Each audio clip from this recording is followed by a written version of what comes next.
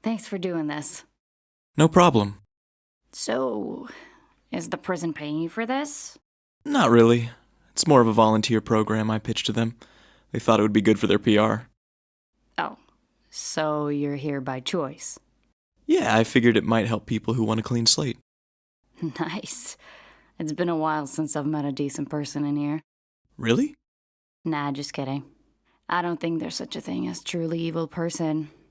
Just lost, misguided. Or unloved? Yeah, that's probably the most common. So what's the deal with this prison? Well, it's mixed, but men and women are in separate wings.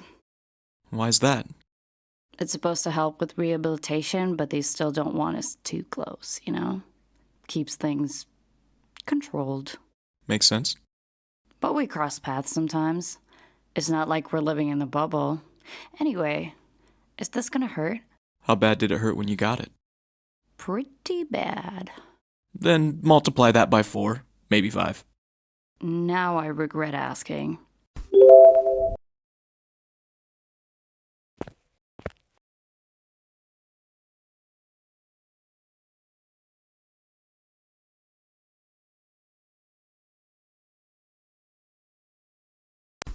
Oh, wow. I thought I was good with pain, but this is a new level. Can I talk while you're doing this, like to distract myself? Go for it. All right. So, I want these gone because I'm planning to work with kids. As a swimming instructor. Can't exactly wear a swimsuit looking like this. Kids? In here? No. After I'm released. That makes more sense. This is an unusual prison, but no kids and no swimming pools. You like swimming? I love it. We had a pond at my foster parents' ranch, and I used to spend hours in the water. It was the only place I felt completely free. When I'm out of here, I want to help kids feel that way too. That's a great goal. Thanks. I can't change the past, but these tattoos, they're just bad memories. Once they're gone, I can finally move on. You sound pretty determined. I've spent enough time feeling sorry for myself. When I get out, I want to focus on helping people, building a life I'm proud of. That's the spirit. You're probably wondering how I ended up here. That's your story to share. Only if you want to. Well, it's a pretty wild story. I'm listening. Well, like everyone in here, I'm innocent. Did nothing. Of course. Okay, not really. I'm no comedian, as you can tell. Especially while being tortured. Sorry about that. No. Keep going. It's fine. Painful as hell, but fine. All right. So, I used to bartend at this little place out in the middle of nowhere. It was a rough crowd, mostly bikers. You know the type? Get drunk, start a fight, hug it out, and then buy each other drinks. Sounds lively.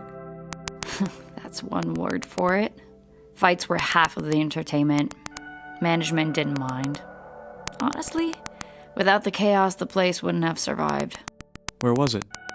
Middle of nowhere in Dead End, USA. Good one. One night, this guy comes in with a couple of friends, celebrating something. He wasn't like the usual crowd, Clean cut, confident, and just different. Sounds like trouble. Oh, big trouble. But I didn't know that at the time. He left me a big tip and disappeared. For a whole month, I kept hoping he would come back. Did he? Eventually. And this time, I got brave, or stupid, depending on how you see it, and asked for his number. Bold move.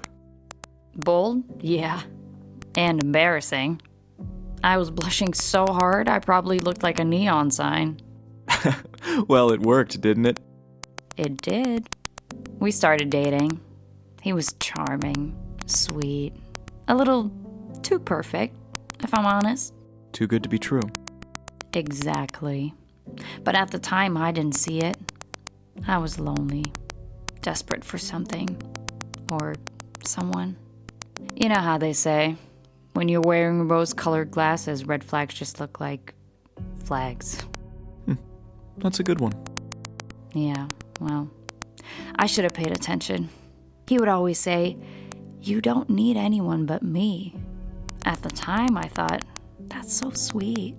Now, I realize he was just cutting me off from everyone who might have told me I was making a mistake. That's pretty messed up. He always knew just what to say to make me feel special, but there were little moments when I wondered if he was just saying what I wanted to hear.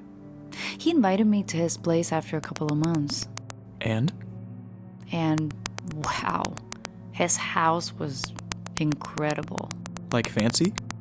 Way beyond fancy. He had 7 vintage motorcycles in his living room. 7! Who even does that? Sounds more like a museum than a house.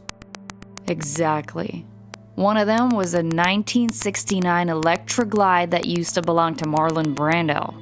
Okay, that's pretty badass. It was. But it didn't feel like a home. It felt calculated. Like everything about him. So when did things go south? Not right away. He asked me to join him and some friends for a job. Let me guess. Something illegal. He wanted me to help them rob a jewelry store. And you said no. At first. It felt ridiculous, you know? I was a bartender, not some master criminal. But then, things went downhill. What happened? One of those lively bar fights turned ugly. A guy ended up in the hospital, and the bar got shut down. It wasn't even my fault, but I lost my job. That's rough. Yeah. I tried to find work, but in a town like this, not much out there for someone like me. Bills were piling up, and Jack, he had this way of making everything sound easy. He told me I'd just drive the getaway bike. He kept saying it was the only way out, that I could finally have something better than that damn bar. And you believed him? I wanted to. I was desperate. So, when he asked again, I said yes. How'd it go?